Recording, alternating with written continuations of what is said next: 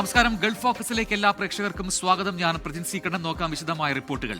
2023 ദാദാ സാഹിബ് ഫാൽക്കെ പുരസ്കാരം മോഹൻലാലിന്. സിനിമാ മേഖലയിലെ സമഗ്ര സംഭാവനയ്ക്കാണ് പുരസ്കാരം. ഈ മാസം 23 ഡൽഹിയിൽ നടക്കുന്ന ചടങ്ങിൽ പുരസ്കാരം സമ്മാനിക്കും.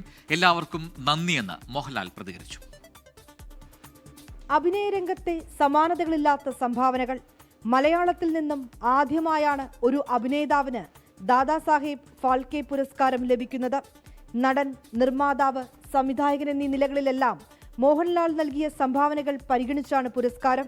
എല്ലാവർക്കും നന്ദിയെന്ന് മോഹൻലാൽ. ജൂറിയോടും നമ്മുടെ ഇന്ത്യൻ ഗവൺമെന്റിനോടും ആദ്യം നന്ദി പറയുന്നു.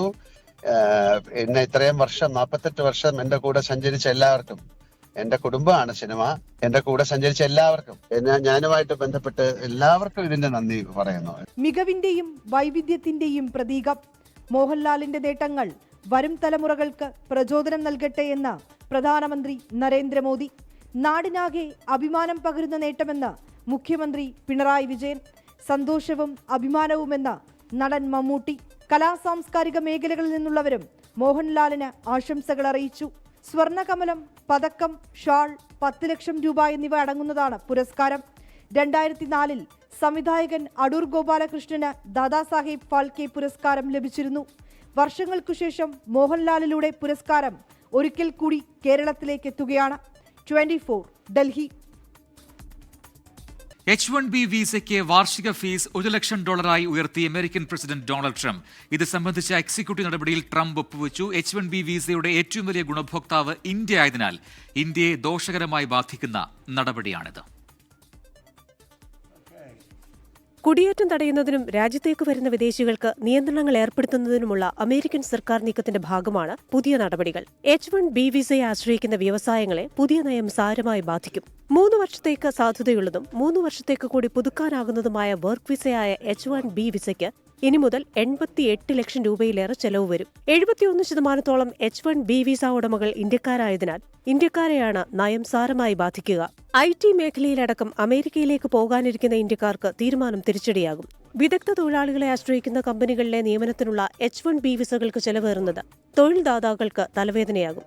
വലിയ മുതൽ മുടക്കിൽ വിദേശികളെ കൊണ്ടുവരുന്നതിൽ നിന്ന് കമ്പനികൾ വിട്ടുനിന്നേക്കും. ട്രംപിന്റെ നിർദ്ദേശം വന്നതോടെ നാളെ തിരികെ എത്തണമെന്ന് വിദേശ ജീവനക്കാർക്ക് ടെക് ഭീമൻ മൈക്രോസോഫ്റ്റ് നിർദ്ദേശം നൽകി. അതേസമയം ട്രംപിന്റെ കുടിയേറ്റ നിയന്ത്രണ നടപടികളെ സ്വാഗതം ചെയ്ത് US വാണിജ്യ സെക്രട്ടറി ഹോവാർഡ് ലുഡ്നിക് രംഗത്തെത്തി. $1 ലക്ഷം നൽകി US-ലേക്ക് കൊണ്ടുവരാൻ മാത്രം യോഗ്യരാണോ അപേക്ഷകർ എന്ന് കമ്പനികൾ തീരുമാനിക്കണമെന്നും US വാണിജ്യ സെക്രട്ടറി പറഞ്ഞു. H-1B വിസ ഫീ വർധന വരുമെന്ന വാർത്തയെ തുടർന്ന് IT ഓഹരികൾ നഷ്ടം നേരിട്ടു. ഇൻഫോസിസിന്റെയും കോഗ്നിസന്റിന്റെയും ഓഹരി വില ഇടിഞ്ഞു. ഗ്രീൻ കാർഡിന് ബദലായി വിഭാവനം ചെയ്യുന്ന ഗോൾഡൻ കാർഡിന് $10 ലക്ഷം ചെലവ്. Business desk 24. H-1B visa fees വർധനയിൽ പ്രത്യാഘാതങ്ങളെക്കുറിച്ച് പഠിച്ചുകൊണ്ടിരിക്കുകയാണ് വിദേശകാര്യ മന്ത്രാലയം.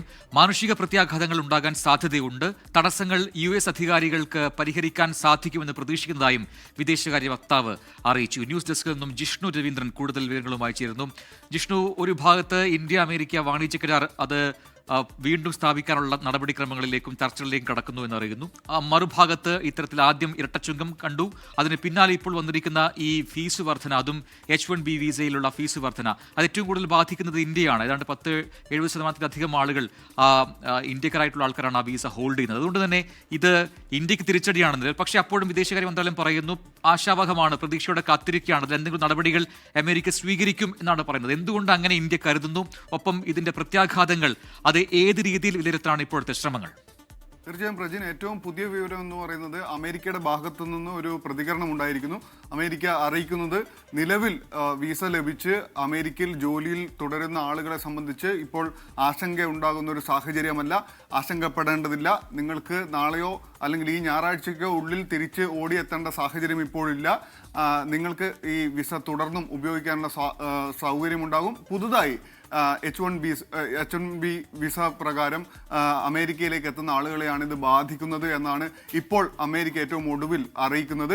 അത് മാത്രമല്ല നേരത്തെ തന്നെ ഇന്ത്യ പ്രതികരിച്ചിരുന്നു. ഇന്ത്യയെ സംബന്ധിച്ചിടത്തോളം ഇത് വലിയ പ്രത്യാഘാതമുണ്ടാക്കുന്ന കാര്യമാണ്, വലിയ ആശങ്കയാണ്. കാരണം ഇന്ത്യയിലെ നിരവധി കുടുംബങ്ങളെ, നിരവധി വീടുകളെയൊക്കെ വിഷമത്തിലാക്കുന്ന സാഹചര്യത്തിലേക്ക് ഇത് സഞ്ചരിക്കുമെന്നുള്ള കാര്യത്തിൽ തർക്കമില്ല. കാരണം H-1B വിസ പ്രകാരം ജോലിയിൽ പ്രവേശിച്ച, അമേരിക്കയിൽ ജോലിയിൽ പ്രവേശിച്ച ആളുകളിൽ 80% ആളുകളുടെയും വാർഷിക വരുമാനം എന്ന് പറയുന്നത് ഈ $1 ലക്ഷം താഴെയാണ് എന്നുള്ളതാണ്. അത്രയും ചെറിയ സാലറിയിൽ ജോലി ചെയ്യുന്ന ആളുകളെ സംബന്ധിച്ചിടത്തോളം ഈ തുക എന്ന് പറയുന്നത് അവർക്ക് താങ്ങാൻ സാധിക്കാത്തതാണ്. അതുമാത്രമല്ല പ്രധാനപ്പെട്ട ടെക് ഭീമന്മാരായ മൈക്രോസോഫ്റ്റ്, മെറ്റ, ആമസോൺ പോലെയുള്ള കമ്പനികളിൽ ഒരുപാടധികം ആളുകൾ ജോലി ചെയ്യുന്നുണ്ട്.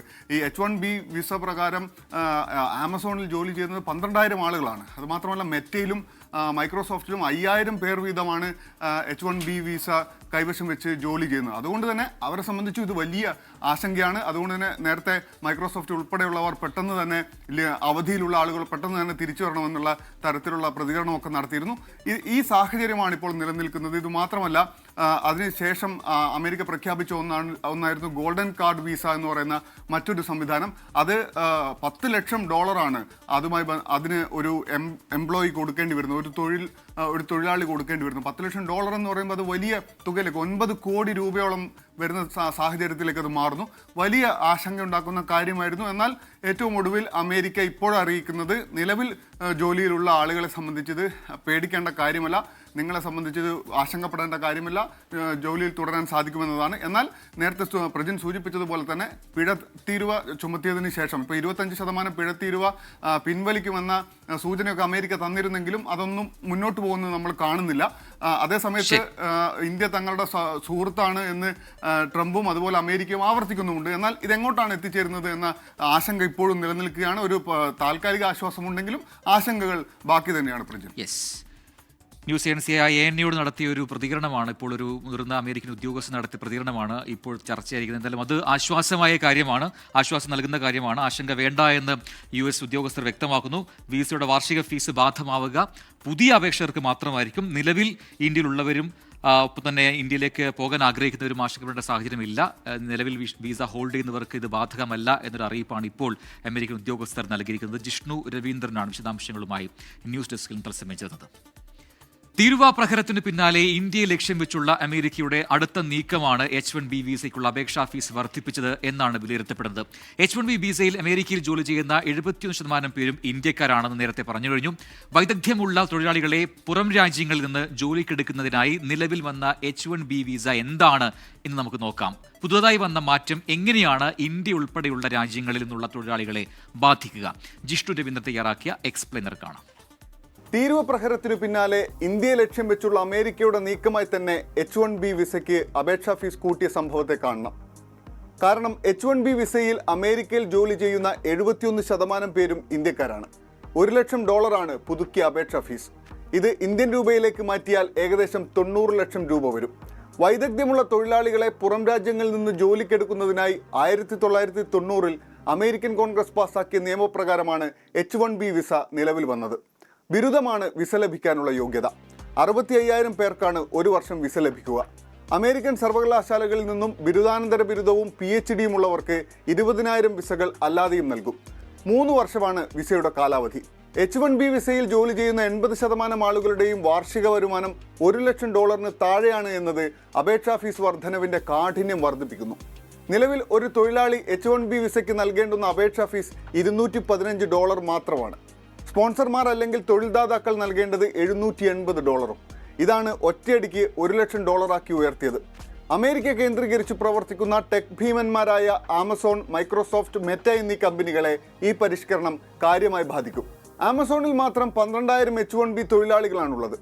മൈക്രോസോഫ്റ്റിലും മെറ്റയിലും 5,000 വീതം ആളുകൾ H-1B വിസയിൽ വന്നവരാണ്. H-1B വിസയുടെ അപേക്ഷാ ഫീസ് ഉയർത്തിയതിനു പിന്നാലെ ഗോൾഡൻ കാർഡ് വിസയും അമേരിക്ക അവതരിപ്പിച്ചു.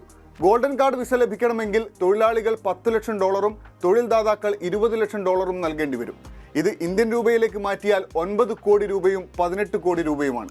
ഇന്ത്യ അമേരിക്ക വാണിജ്യ കരാറിൽ ചർച്ചകൾക്കായി കേന്ദ്രമന്ത്രി പീയൂഷ് ഗോയലിന്റെ നേതൃത്വത്തിൽ ഇന്ത്യൻ സംഘം അടുത്തയാഴ്ച വാഷിംഗ്ടണിലേക്ക് പോകാനിരിക്കെയാണ് ട്രംപിന്റെ പ്രഖ്യാപനം പുറത്തുവരുന്നത്. ഗസ നഗരത്തിൽ ആക്രമണം കടുക്കുമ്പോൾ ഇസ്രയേലി ബന്ദികളുടെ ചിത്രം പുറത്തുവിട്ട് ഹമാസ്. ആക്രമണം തുടരുകയാണെങ്കിൽ ഇത് അവസാനത്തെ ചിത്രമായിരിക്കുമെന്നാണ് മുന്നറിയിപ്പ്. ഫലസ്തീൻ ജനതയുടെ കഷ്ടപ്പാടുകൾ വിവരിക്കാൻ കഴിയുന്നതിനും അപ്പുറമെന്ന് UN secretary general Antonio Guterres പറഞ്ഞു. ഇതുവരെ 4.5 ലക്ഷത്തിലധികം പേർ വടക്കൻ ഗസയിൽ നിന്ന് പലായനം ചെയ്തതായി ഗസ സിവിൽ ഡിഫൻസ് അറിയിച്ചു. 2 വർഷത്തിനിടെ ഇസ്രായേൽ നടത്തിയ ഏറ്റവും കടുത്ത ആക്രമണങ്ങൾക്കാണ് ഗസ നഗരം സാക്ഷ്യം വഹിക്കുന്നത്. ടാങ്കുകളും കവചിത വാഹനങ്ങളും പോർവിമാനങ്ങളും നഗരം വളഞ്ഞ് ആക്രമണം തുടരുന്നു. ഇതിനിടെ മുന്നറിയിപ്പുമായി ഇസ്രായേലി ബന്ദികളുടെ ചിത്രം പുറത്തുവിട്ട് ഹമാസ്. ഇസ്രായേൽ ആക്രമണം തുടരുകയാണെങ്കിൽ ഇത് ബന്ദികളുടെ അവസാനത്തെ ചിത്രമാണെന്നും മുന്നറിയിപ്പ്. നിലവിൽ 48 ഇസ്രായേലി ബന്ദികളാണ് ഹമാസിന്റെ കൈവശമുള്ളത്. ആക്രമണം കടുത്താൽ ഹമാസ് ബന്ദികളെ കവചമാക്കാൻ സാധ്യതയുണ്ടെന്ന വിവരങ്ങൾ നേരത്തെ പുറത്തു വന്നിരുന്നു.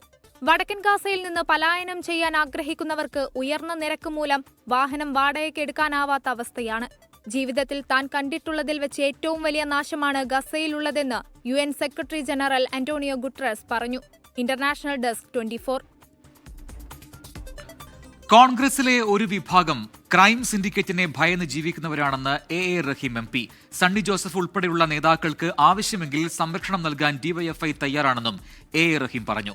ദോഹയിൽ ഇന്ത്യൻ മീഡിയ ഫോറം സംഘടിപ്പിച്ച മീറ്റ് ദ പ്രസ് പരിപാടിയിലായിരുന്നു പ്രതികരണം. സൈബർ ആക്രമണം ഉൾപ്പെടെ കോൺഗ്രസിലെ ഒരു വിഭാഗം ക്രൈം സിൻഡിക്കേറ്റിനെ ഭയന്നാണ് ജീവിക്കുന്നതെന്നും സണ്ണി ജോസഫ് ഉൾപ്പെടെയുള്ള മുതിർന്ന നേതാക്കൾ വരെ ഇവരുടെ ഇരകളാണെന്നും A റഹീം MP പറഞ്ഞു. ഹൂ KS എന്ന ടാഗ്ലൈനിൽ പ്രവർത്തിക്കുന്ന ഈ സംഘത്തെ നിലക്ക് നിർത്താൻ കഴിയാത്തത് വലിയ ദുരന്തമാണെന്ന് ആക്ഷേപിച്ച അദ്ദേഹം പാർട്ടിക്കകത്തെ ഈ ക്രൈം സിൻഡിക്കേറ്റിന്റെ സമ്മർദ്ദങ്ങൾക്ക് പ്രതിപക്ഷ നേതാവ് വരെ വഴങ്ങിക്കൊടുക്കുന്നതായും ആരോപിച്ചു. കേരളത്തിലെ കോൺഗ്രസ് അതൊരു എന്താ പറയാ, ഒരു വിഭാഗം ഒരു ക്രൈം സിൻഡിക്കേറ്റിന്റെ കയ്യിൽ പെട്ടിരിക്കുന്നു. ഇതാണ് അഭിപ്രായം. അത് പലതരത്തിലുണ്ട്.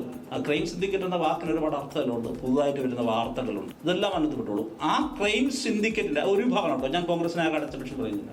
വിവിധ തരത്തിലുള്ള മൊറാലിറ്റി, ധാർമ്മികത എന്നവിടെ ഇല്ല. ആ സ്കൂൾ ഓഫ് തോട്ട് വഹിക്കുന്ന കുറെ കോൺഗ്രസിന്റെ ഒരു വിഭാഗമുണ്ട്.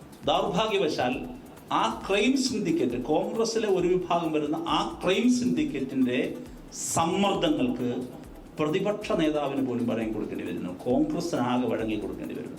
കോൺഗ്രസിലെ ഏതെങ്കിലും നേതാക്കൾ ഗുരുതരമായ തെറ്റ് ചെയ്താൽ ചൂണ്ടിക്കാട്ടാനോ നടപടിയെടുക്കാനോ പ്രതിപക്ഷ നേതാവ് ഉൾപ്പെടെ തയ്യാറാവാത്തത് പാർട്ടിക്കകത്തെ ക്രൈം സിൻഡിക്കേറ്റിനെ ഭയന്നിട്ടാണെന്നും അദ്ദേഹം കുറ്റപ്പെടുത്തി. ധാർമ്മികതയ്ക്കും രാഷ്ട്രീയ മൂല്യങ്ങൾക്കും വില കൽപ്പിക്കാത്ത ഒരു വിഭാഗം കോൺഗ്രസിൽ പ്രവർത്തിക്കുന്നത് കേരളത്തിന്റെ രാഷ്ട്രീയ ഭാവിക്ക് ഗുണകരമാണോ എന്ന് ജനം വിലയിരുത്തും. അതേസമയം സണ്ണി ജോസഫ് ഉൾപ്പെടെയുള്ളവർക്ക് കോൺഗ്രസിലെ ക്രൈം സിൻഡിക്കേറ്റിൽ നിന്ന് സംരക്ഷണം നൽകാൻ DYFI തയ്യാറാണെന്നും A റഹീം കൂട്ടിച്ചേർത്തു. ഈ ക്രൈം സിൻഡിക്കേറ്റിന് മുമ്പിൽ കോൺഗ്രസിന്റെ നേതാക്കളൊന്നും പേടിച്ചു നിൽക്കേണ്ട എന്നാണ് ഞങ്ങളുടെ അഭിപ്രായം. നിങ്ങൾ പേടിക്കണ്ട, വേണമെങ്കിൽ പ്രൊട്ടക്ഷൻ DYFI തരാം. പേടിക്കുന്നു, വല്ലാതെ പേടിക്കുന്നു.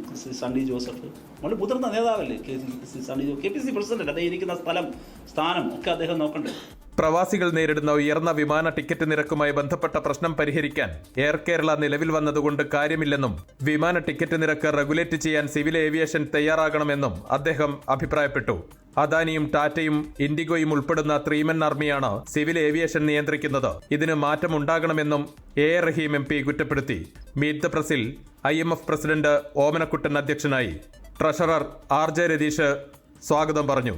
സെക്രട്ടറി അൻവർ പാലേരി നന്ദി രേഖപ്പെടുത്തി. അൻവർ പാലേരി, 24 ദോഹ. സൗദിയിലെ ഹായിലിൽ അബീർ മെഡിക്കൽ സെന്ററിന്റെ നേതൃത്വത്തിൽ ബെസ്റ്റ് വേ ഡ്രൈവേഴ്സ് അംഗങ്ങൾക്കുള്ള ഡിസ്കൗണ്ട് കാർഡ് വിതരണവും കൾച്ചറൽ ഫെസ്റ്റും സൗജന്യ മെഡിക്കൽ ക്യാമ്പും നടന്നു.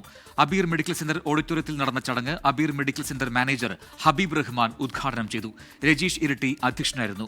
മൊയ്നുദ്ദീൻ അബീറിന്റെ സേവനങ്ങളെക്കുറിച്ച് വിശദീകരിച്ചു. ഡിസ്കൗണ്ട് കാർഡിന്റെ വിതരണോദ്ഘാടനം രാകേഷ് കണ്ണന് കൈമാറി ഹബീബ് റഹ്മാൻ നിർവഹിച്ചു. സലാം നരിക്കുനി, അഷ്റഫ് നരിക്കുനി തുടങ്ങിയവർ സംസാരിച്ചു. ജിദ്ദയിലെ ഇന്ത്യൻ കോൺസുലേറ്റ് ജീവനക്കാർക്കായി കോൺസുലേറ്റും ഇന്ത്യൻ ഡോക്ടേഴ്സ് മെഡിക്കൽ ഫോറവും സംയുക്തമായി ആരോഗ്യ ബോധവൽക്കരണ പരിപാടിയും മെഡിക്കൽ ക്യാമ്പും സംഘടിപ്പിച്ചു. കേന്ദ്ര സർക്കാരിന്റെ സ്വച്ഛതാ ഹി സേവ ദൗത്യത്തിന്റെ ഭാഗമായിട്ടായിരുന്നു പരിപാടി. കോൺസുലേറ്റിലെ 100 കണക്കിന് ജീവനക്കാരും കുടുംബാംഗങ്ങളും പരിപാടിയിൽ പങ്കെടുത്തു. കോൺസുൽ ജനറൽ ഫഹദ് അഹമ്മദ് ഖാൻ സൂരി ഉദ്ഘാടനം ചെയ്തു. ഇന്ത്യൻ ഡോക്ടേഴ്സ് മെഡിക്കൽ ഫോറം പ്രതിനിധികളായ doctor Farheen, doctor Muhammad Saleem, doctor Khaja, doctor Habeeb തുടങ്ങിയവർ വിവിധ വിഷയങ്ങളിൽ ക്ലാസുകളെടുത്തു.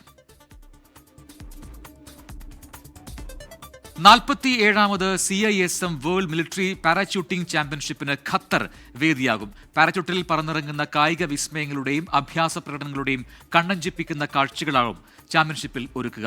നവംബറിൽ നടക്കുന്ന ചാമ്പ്യൻഷിപ്പിന് അന്തിമ തയ്യാറെടുപ്പുകൾ പൂർത്തിയായതായി ഖത്തർ എയർ സ്പോർട്സ് കമ്മിറ്റി അറിയിച്ചു. ഇത് 2ാം തവണയാണ് ലോക ചാമ്പ്യൻഷിപ്പിന് ഖത്തർ വേദിയാകുന്നത്.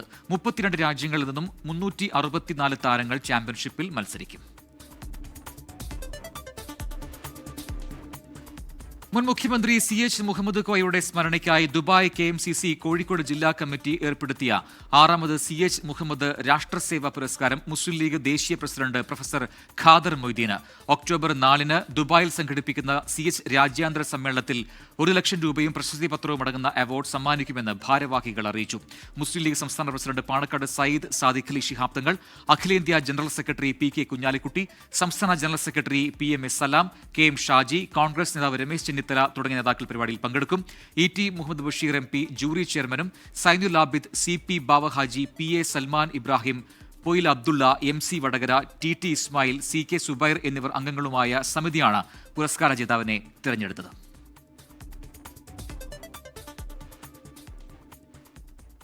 ഇതോടെ ഗൾഫ് ഫോക്കസ് പൂർത്തിയാവുന്നു. Good night. ലോകത്തെവിടെയായാലും ഏത് സമയത്തും 24 വാർത്തകളും ഓഗ്മെന്റഡ് റിയാലിറ്റി പാക്കേജുകളും എക്സ്പ്ലെയിനറുകളും വിശദമായി കാണാൻ ഞങ്ങളുടെ യൂട്യൂബ് ചാനൽ നിങ്ങൾക്ക് സബ്സ്ക്രൈബ് ചെയ്യാം.